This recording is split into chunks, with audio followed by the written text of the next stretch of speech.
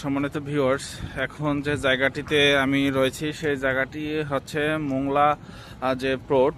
আর এই মোংলার যে ওই পারটা হলো মোংলা থানা, আর এই পারটা হচ্ছে মোংলা পোর্টের আওতাধীন জায়গায়।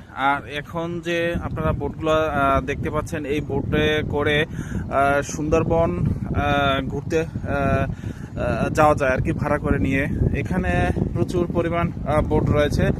আর আপনারা একটা জিনিস দেখতে পাচ্ছেন যে ছোট ছোট যে বোট এখন যাচ্ছে সুন্দরবন ঘুরে, তারপরে চলে আসছে, হয়তো সকালে গেছে, এখন চলে আসছে। আর এই বোটে করেই সুন্দরবন ঘুরতে যেতে হয়। আর আরেকটি কথা হচ্ছে যে জনসংখ্যা যখন বেশি হয় তখন বড়